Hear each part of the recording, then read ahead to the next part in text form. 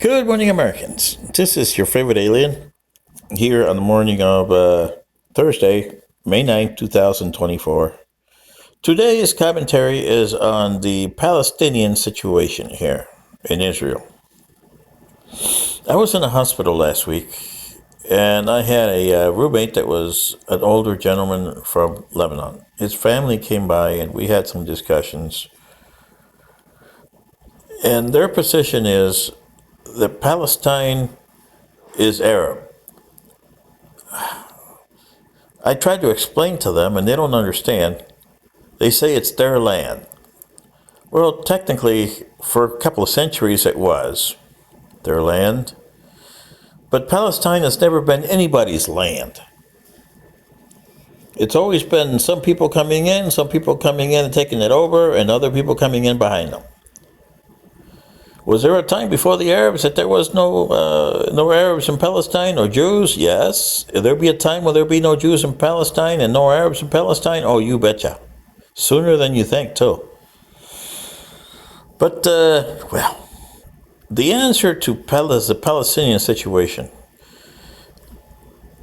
is a 5-state solution, not a 2-state solution. And the 5-state solution that I recommend is Israel, Jordan, the Egyptians, Gaza, and the West Bank, minus Hamas at Gaza and minus PLO and Fatah in the West Bank. There was a big mistake made in 1945 with the partition of Israel, same as it was with the partition of India. You saw what happened in India. The British partitioned British India into Pakistan and India, East Pakistan and West Pakistan, because they put the people that were Muslim in the different areas of the Indian subcontinent and put them in there and put them over there where Pakistan is today. Didn't work, did it? Because those people had nothing in common. Yet they forged a state called the East and West Pakistan. That started a war with India and a war between the two areas, and it culminated with a final war in 1971, which India sided with East Pakistan and later became Bangladesh. But East Pakistan was a no man's land. Nobody wanted to live there. Nobody would want to live there either. You ever been to Bangladesh? It's a poor country.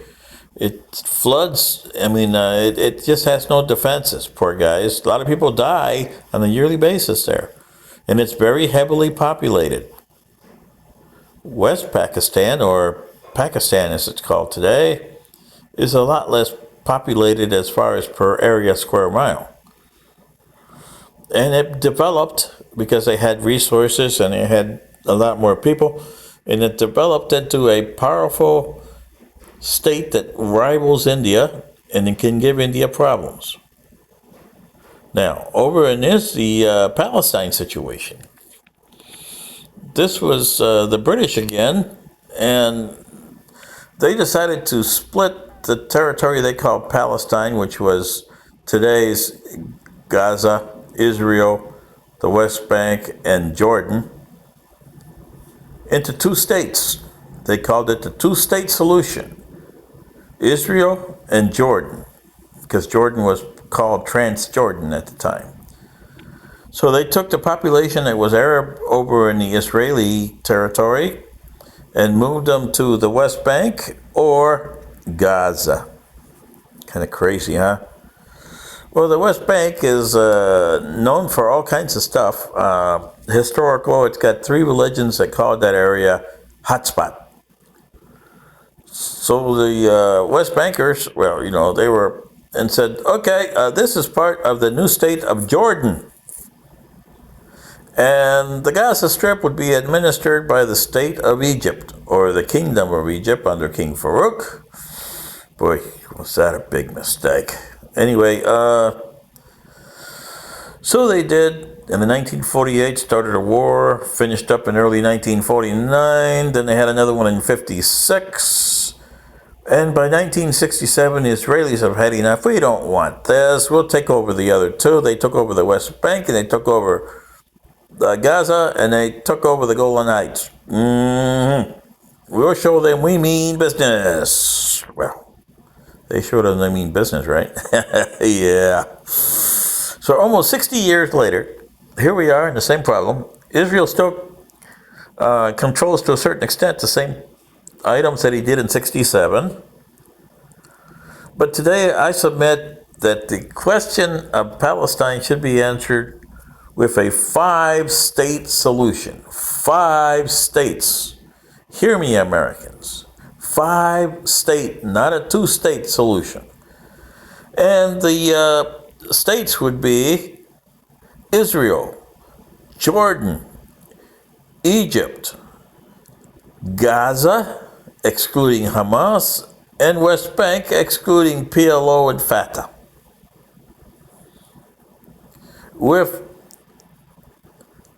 Qatar and Egypt, or Qatar and Saudi Arabia doing the intervention here. Okay? Now, the Prince of Saudi Arabia, Crown Prince, may be a crazy guy, as everybody says, but he wants peace in the territory because he needs prosperity for his kingdom. And Egypt, the same way. President Assisi over there, I mean, after Mubarak, and he took over from Mubarak, he should know that Egypt needs some stability. And so does the area. I mean, you got Iran to worry about, and Iran is a pain in the neck. But the Israelis, boy, if you can get rid of Netanyahu, that would help a little bit there, wouldn't it? Yeah, big time. But that said, Israel should come out first and say, we will not attack the West Bank or Gaza unless attacked upon, which Hamas did back in October 7th. And that should be an ironclad declaration. The people of Gaza and the people of West Bank should say, we will not attack Israel as long as they recognize our right to exist and we recognize their right to exist. And the United Nations help us to become 2 sovereign nations. And help us to evolve our nations into something that's very profitable for us and the rest of the world. And you do have the means to do it, especially in the West Bank. And over in Gaza, you do have them too. May look like nothing, but Gaza is a very interesting place if you look at it closely. So what do you say, human beings and Americans? You buy the 5-state solution? Oh, and by the way, the defense of Gaza and the defense of the West Bank should be by the United Nations, who caused this mess. And the Israelis should hold the United Nations accountable if there's attacks from Gaza and the West Bank.